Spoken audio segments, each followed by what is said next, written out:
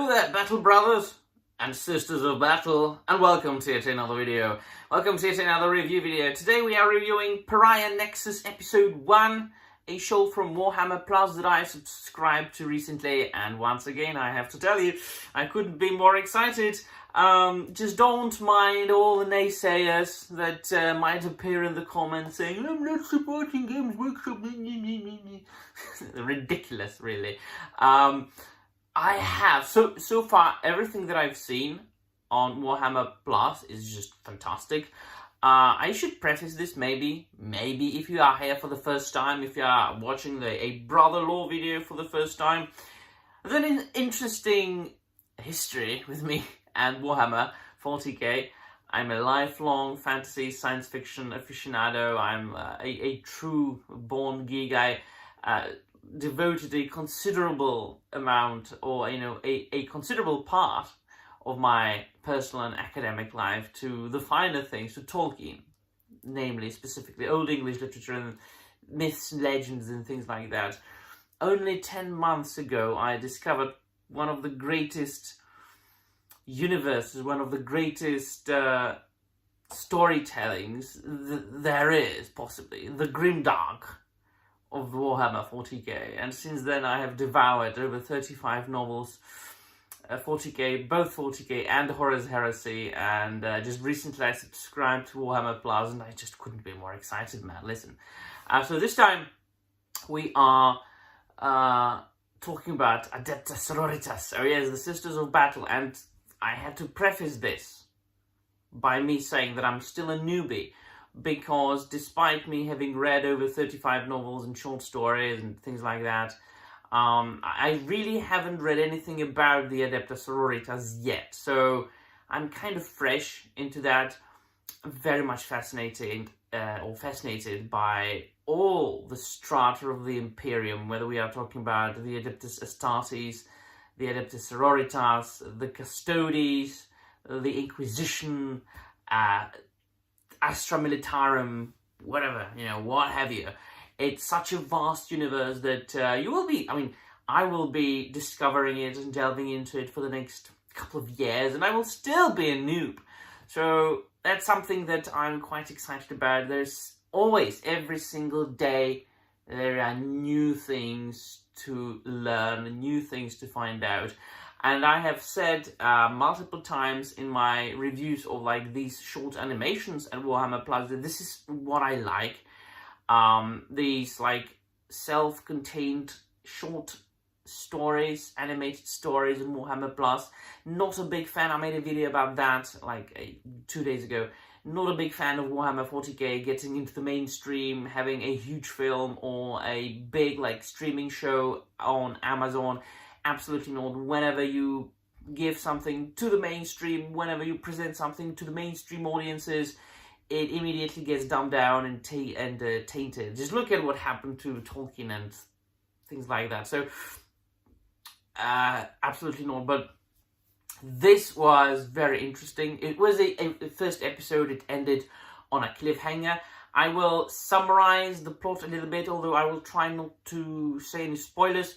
So we find ourselves on a shrine world that has been destroyed, and its inhabitants have been annihilated by the Necrons, and seemingly the only two survivors, is a member of the Adeptus Sororitas and a member of the Astra Militarum, and those two are witnesses to a falling shuttle filled with Adeptus Astartes, the Space Marines, and so they go look for it for the survivors. In the meantime, there's of course a Necron overlord, and doing experiments upon people and the survivors and things like that.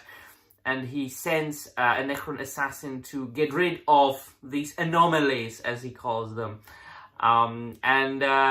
Throughout this episode, we are both meeting this the sister of battle and her companion, and then obviously we are seeing a couple of the Space Marines, and then of course the Necron. He kills one of the Ultramarines, but that was kind of a spoilerish. Never mind. Yeah, but that's what this like what the story is so far. The first episode, right? It ends up on a cliffhanger. I'm not going to spoil that, but I appreciate that in between those scenes, they have been, or they were able to provide you with a story, the background of this particular sister of battle. So, you know, she is a very devoted one. Her Astra Militarum companion, she even calls her a zealot. Absolutely, I mean, they are the sisters of battle. So, she fights for the Emperor, she fights for the Shrine World. It is better to die for the Emperor than to live for yourself, right? And so she provides her with a story, you know, how her mother died and how she became a sister of battle. And it's all very, for me, all very refreshing, all very fresh, still discovering new things. And one thing I have to point out, one thing I have to highlight is the animation. It's very good. I'm watching these things on like big TV, so it's, come on, I mean, things are, as far as, you know, the visuals and filmmaking, things can be better and better and better and better, thanks to all the technology that we have. And the animation today looks absolutely brilliant. It's like feast for eyes.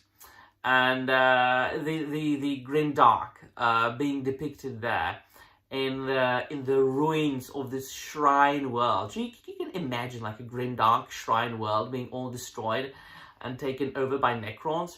You know, so all the cathedrals and like huge monasteries there, and those like gigantic, ginormous Gothic-like buildings being all crumbling and you know, like blasted apart, blown apart, and then, you know, there's like the eternal twilight because the sun is behind like black clouds, and it's like so awesome. And at the same time, it doesn't really take up much of your time. These are 20 minutes episodes, and I'm a very busy man, and a man who like has to like million, billion, gazillion things a day. And then at the same time, well, my favorite way, or my entertainment of choice is mainly reading. So I really don't want to like take my time away from, you know, my time of reading. So watching a 20 minutes episode of Pariah Nexus and record a video about that is just the perfect time. So yeah, couldn't be more excited. Can't wait for the next episode. I will review that as well. Let me know in the comments down below what you think. And that'll be all. Thank you very much for watching. And remember, the Emperor protects.